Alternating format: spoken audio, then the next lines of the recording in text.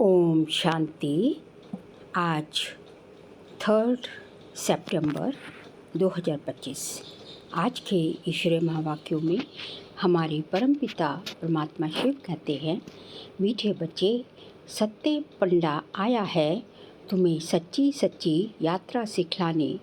सत्य पंडा आया है तुम्हें सच्ची सच्ची यात्रा सिखलाने। तुम्हारी यात्रा में मुख्य है पवित्रता। याद करो और पवित्र बनो। प्रश्न, तुम मैसेंजर व पैगंबर के बच्चों को किसी एक बात के सिवाय और किसी भी बात में आर्ग्यू नहीं करनी है।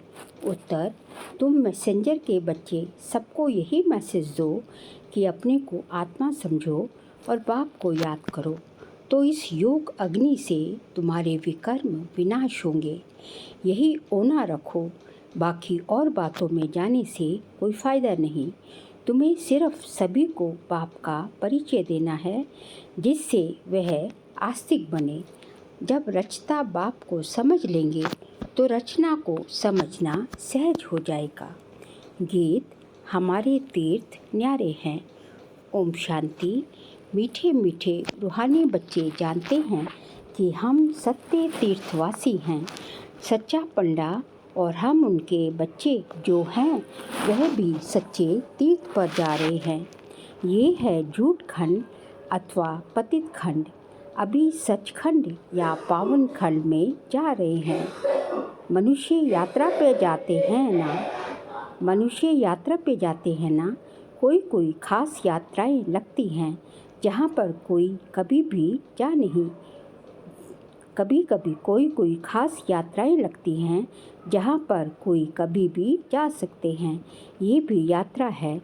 इसमें जाना तब होता है जब सत्य पंडा खुद आए। वह आता है कल्प कल्प के संगम पर। इसमें ना ठंडी ना गर्मी की बात है, ना धक्के खाने की बात है। ये तो है याद की यात्रा। उन यात्राओं में सन्यासी भी जाते हैं। सच्ची सच्ची यात्रा करने वाले जो होते हैं वे पवित्र रहते हैं। तुम्हारे में सभी यात्रा पे हैं। तुम ब्राह्मण हो। सच्चे सच्चे ब्रह्म कुमार कुमारियाँ कौन हैं जो कभी भी विकारों में नहीं जाते हैं। पुरुषार्थी तो जरूर हैं। मनसा संकल्प भल आए। मुख्य है ही विकारों की बात। कोई पूछे निर्विकारी ब्राह्मण कितने हैं आपके पास, बोलो ये पूछने की ज़रूरत नहीं है। इन बातों से आपका क्या पेट भरेगा। तुम यात्री बनो। यात्रा करने वाले कितने हैं, इस पूछने से कोई फ़ायदा नहीं। ब्राह्मण तो कोई सच्चे भी हैं तो कोई झूठे भी हैं। आज सच्चे हैं कल झूठे बन जाते हैं। विकार में गया तो ब्राह्मण नहीं ठहरा, फिर शूद्र का शूद्र हो गया। आज प्रतिज्ञा करते कल विकार में गए असुर बन जाते। अब ये बातें कहाँ तक बैठ समझाएं।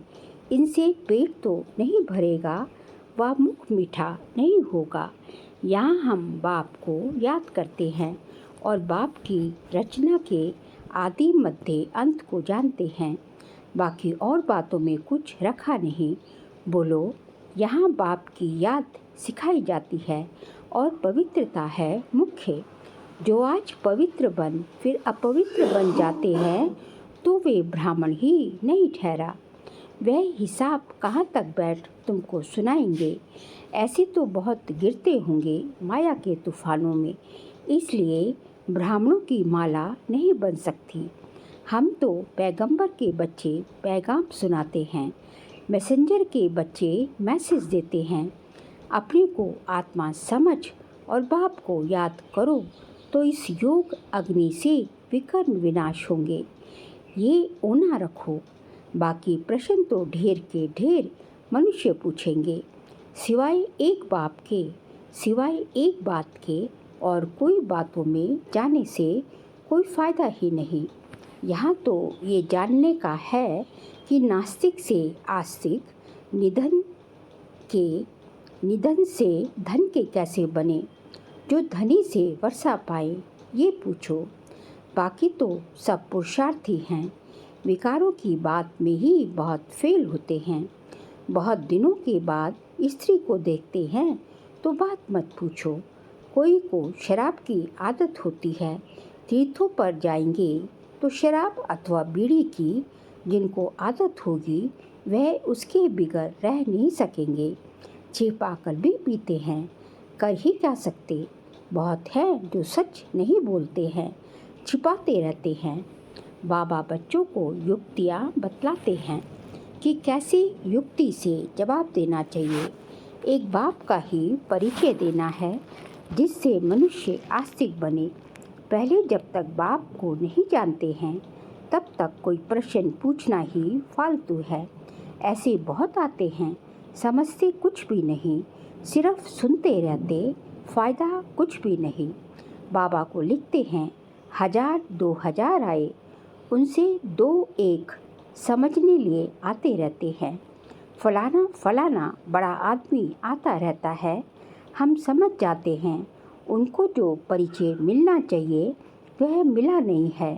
पूरा परिचय मिले तो समझे ये तो ठीक कहते हैं। हम आत्माओं का बाप परमपिता परमात्मा है, वह पढ़ाते हैं। कहते हैं अपने को आत्मा समझ मुझ बाप को याद करो। ये अंतिम जन्म पवित्र बनो। जो पवित्र नहीं रहते वह ब्राह्मण नहीं शुद्ध ठहरे। लड़ाई का मैदान है, झाड़ बढ़ता रहेगा और तूफान भी लगेंगे, बहुत पत्ते गिरते रहेंगे। कौन बैठ गिनती करेंगे कि सच्चे ब्राह्मण कौन हैं। सच्चे वह जो कभी शूद्र ना बने, जरा भी दृष्टि ना जाए। अंत में कर्मातीत अवस्था होती है, बड़ी ऊंची मंजिल है, मनसा भी ना आए, मनसा में भी ना आए, वह अवस्था अंत में होती है। इस समय एक की भी ऐसी अवस्था नहीं है। बाबा ये उतने साल 50 60 65 साल पहले बोल रहे थे, अब तो बहुत बच्चों की ऐसी अवस्था है। अंत में कर्मातीत अवस्था होती है, बड़ी ऊंची मंजिल है, मनसा में भी ना आए, वह अवस्था अंत में होनी है। इस समय एक की भी ऐसी अवस्था नहीं है। इस समय सब पुरुषार्थी हैं, नीचे ऊपर होते रहते हैं। मुख्य आँखों की ही बात है। हम आत्मा हैं, इस शरीर द्वारा पाठ बजाते हैं। ये पक्का अभ्यास चाहिए। जब तक रावण राज्य है तब तक युद्ध चलता रहेगा। पिछाड़ी में कर्मातीत अवस्था होगी, आगे चलकर तुमको फीलिंग आएगी, समझते जाएंगे। अभी तो झाड़ बहुत छोटा है, तूफान लगता है, पत्ते गिर पड़ते हैं, जो कच्चे हैं वे गिर पड़ते हैं। हर एक अपने से पूछे मेरी अवस्था कहाँ तक है। बाकी जो प्रश्न पूछते हैं उन बातों में ज़्यादा जाओ ही नहीं। बोलो हम बाप की श्रीमत पर चल रहे हैं। वह बेहद का बाप आकर बेहद का सुख देते हैं अथवा नई दुनिया स्थापन करते हैं। वहाँ सुख ही सुख होता है। जहाँ मनुष्य रहते हैं उसको ही दुनिया कहा जाता है। सुख की दुनिया, जहाँ मनुष्य रहते हैं उसको ही दुनिया कहा जाता है। निराकारी वर्ल्ड में तो आत्माएं रहती हैं। ये किसकी बुद्धि में नहीं है कि आत्मा कैसी बिंदी है। ये भी पहले कोई नए को नहीं समझाना है। पहले तो समझाना है कि बेहद का बाप बेहद का वर्षा देते हैं। भारत पावन था, अभी पतित है। कलयुग के बाद फिर सतयुग आना है। दूसरा कोई भी समझा ना सके सिवाय बीके के। ये है नई रचना, बाप पढ़ा रहे हैं। ये समझानी बुद्धि में रखनी चाहिए। कोई डिफ़िकल्ट बात नहीं है, परंतु माया भुला देती है, विकर्म करा देती है। आधा कल्प से विकर्म करने की आदत पड़ी हुई है। वह सब आसुरी आदतें मिटानी है। बाबा खुद कहते हैं सब पुरुषार्थी हैं। कर्मातीत अवस्था को पाने में बहुत टाइम लगता है। ब्राह्मण कभी विकार में नहीं जाते। युद्ध के मैदान में चलते चलते हार खा लेते हैं। इन प्रश्नों से कोई फ़ायदा नहीं। पहले अपने बाप को याद करो। हमको शिव बाबा ने कल पहले माफिक फरमान दिया है कि अपने को आत्मा समझ मुझे याद करो। ये वही लड़ाई है। बाप एक है। श्री कृष्ण को बाप नहीं कहेंगे, श्री कृष्ण का नाम डाल दिया है। रॉन्ग से राइट बनाने वाला बाप है, तब तो उनको ट्रुथ कहा जाता है ना। इस समय तुम बच्चे ही सारी सृष्टि के राज को जानते हो। सतयुग में है डीटी डायनेस्टी, रावण राज्य में फिर है आसुरी डायनेस्टी। संगम युग क्लियर कर दिखाना है, ये है पुरुषोत्तम संगम युग। उस तरफ देवताएं, इस तरफ असुर, बाकी उन्हों की लड़ाई हुई नहीं है। लड़ाई तुम ब्राह्मणों की है विकारों से, इनको भी लड़ाई नहीं कहेंगे। सबसे बड़ा है काम विकार, ये महाशत्रु है। इस पर जीत पाने से ही तुम जगत जीत बनेंगे। इस विष पर ही अबलाएं मार खाती हैं, अनेक प्रकार के विघ्न पड़ते हैं। मूल बात है पवित्रता की। पुरुषार्थ करते करते तूफान आते आते तुम्हारी जीत हो जाएगी, माया थक जाएगी। कुश्ती में पहलवान जो होते हैं वे झट सामना कर लेते हैं। उन्हों का धंधा ही है अच्छी रीति लड़कर जीत पाना। पहलवान का बड़ा नामाचार होता है, इनाम मिलता है। तुम्हारी तो ये है गुप्त बातें। तुम जानते हो हम आत्माएं पवित्र थी, अभी अपवित्र बनी हैं, फिर पवित्र बनना है। यही मैसेज सबको देना है। और कोई भी प्रश्न पूछे, तुमको इन बातों में जाना ही नहीं है। तुम्हारा है ही रूहानी धंधा। हम आत्माओं में बाबा ने ज्ञान भरा था, बाद में प्रारब्ध पाई, ज्ञान खत्म हो गया। अब फिर बाबा ज्ञान भर रहे हैं। बाकी नशे में रहो, बोलो। बाप का मैसेज देते हैं कि बाप को याद करो तो कल्याण ही कल्याण है। क्या बोलना है? इस नशे में, रूहानी नशे में रहना है कि हम भगवान का मैसेज देते हैं, भगवान के मैसेंजर हैं, पैगंबर हैं, कि भगवान का फरमान है कि मेरे को याद करो तो कहो कल्याण, तो कल्याण है।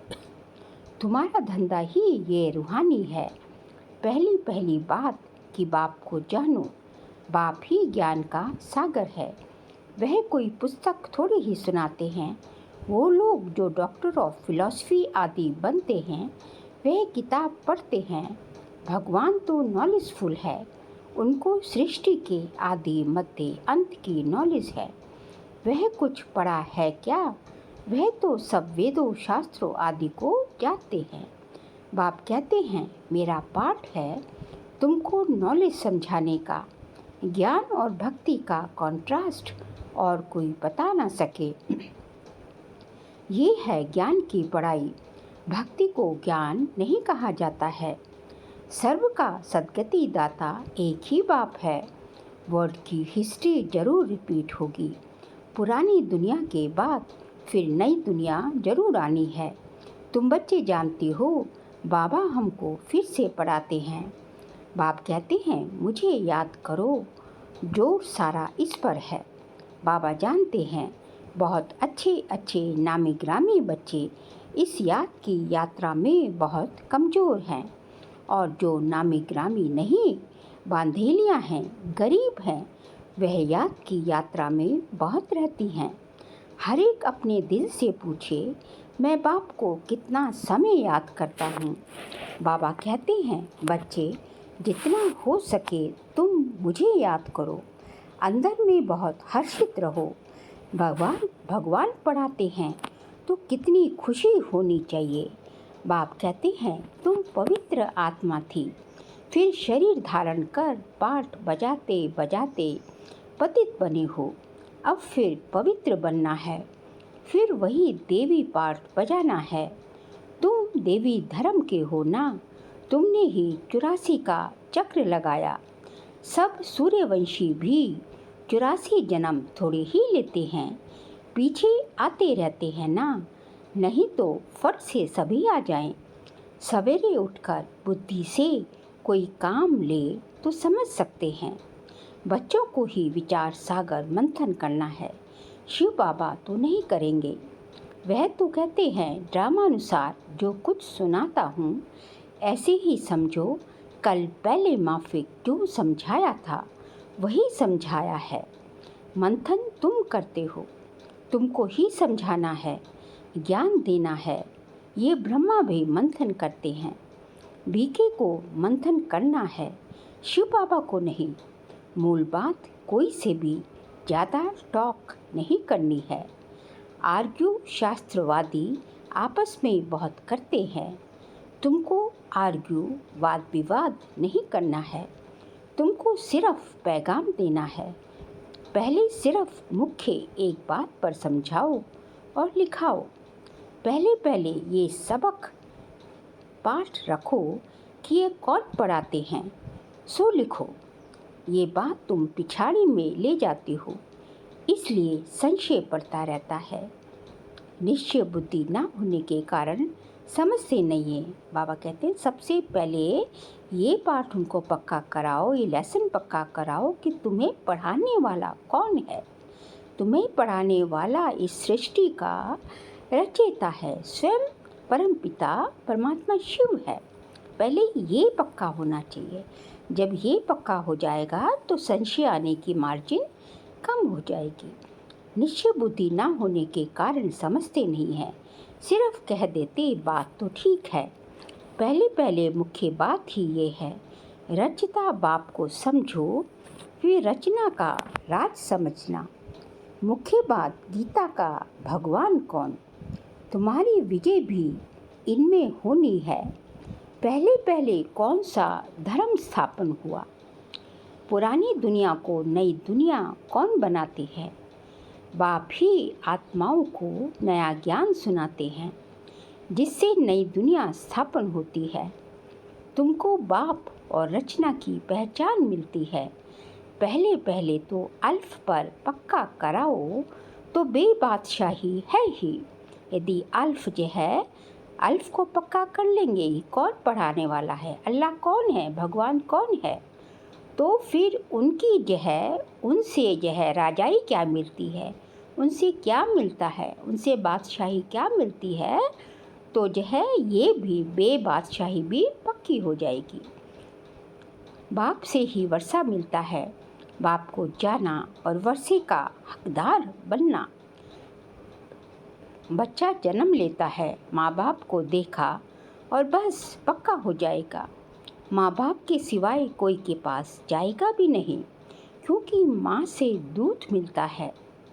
ये भी ज्ञान का दूध मिलता है। हमारी माँ कौन, बाबा ने, शिव बाबा ने हमें ब्रह्मा माँ के थ्रू अडॉप्ट किया है, इसलिए ब्रह्मा जो है हमें हमारी बड़ी माँ है। ब्रह्मा के मुख कमलों से परमपिता परमात्मा शिव जो है ज्ञान देते हैं, और फिर जो है माताओं बहनों की संभाल के लिए जगदम्बा सरस्वती को नियुक्त किया। ये भी ज्ञान का दूध मिलता है। माता पिता है और शिव बाबा तो है माता पिता। ये बड़ी महीन बातें हैं, जल्दी कोई समझ ना सके। अच्छा मीठे मीठे सिखे लदे बच्चों प्रति माता पिता बाप दादा का याद प्यार और गुड मॉर्निंग। रूहानी बाप की रूहानी बच्चों को नमस्ते। हम रूहानी बच्चों की रूहानी बाप दादा को नमस्ते नमस्ते, गुड मॉर्निंग, शुक्रिया बाबा शुक्रिया। सार के लिए पॉइंट्स हैं। सच्चा पवित्र ब्राह्मण बनना है। कभी पतित शूद्र बनने का मनसा में भी ख्याल ना आए, जरा भी दृष्टि ना जाए, ऐसी अवस्था बनानी है। सेकंड पॉइंट, बाप जो पढ़ा रहे हैं वह समझानी बुद्धि में रखनी है। जो विकर्म करने की आसुरी आदतें पड़ी हुई हैं उन्हें मिटाना है। पुरुषार्थ करते करते संपूर्ण पवित्रता की ऊंची मंजिल को प्राप्त करना है। आज का बाबा का वरदान है, कारण का निवारण कर चिंता और भय से मुक्त रहने वाले मास्टर सर्वशक्तिवान भव। कारण का निवारण कर चिंता और भय से मुक्त रहने वाले मास्टर सर्वशक्तिवान भव। मास्टर सर्वशक्तिवान कब बनेंगे? जब जो है हम जो है किसी भी भय से मुक्त रहेंगे। जब हम निर्भय बनेंगे तब मास्टर सर्वशक्तिवान बन जाएंगे। और निर्भय कब होंगे?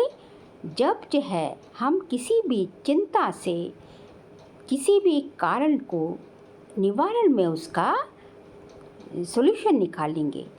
तो पहले कारण को निवारण में बदलेंगे, चिंता सबसे मुक्त रहेंगे तो निर्भय बनेंगे। और जब निर्भय बन जाएंगे तो मास्टर सर्वशक्तिवान बन जाएंगे।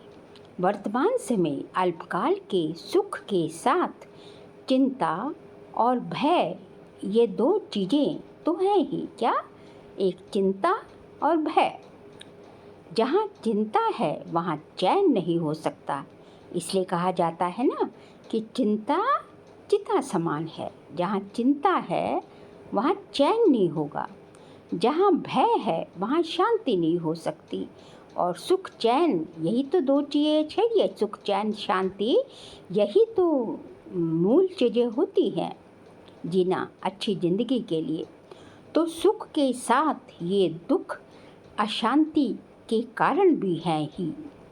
लेकिन आप सर्वशक्तियों के खजाने से संपन्न मास्टर सर्वशक्तिवान बच्चे, दुखों के कारण का निवारण करने वाले, हर समस्या का समाधान करने वाले समाधान स्वरूप है।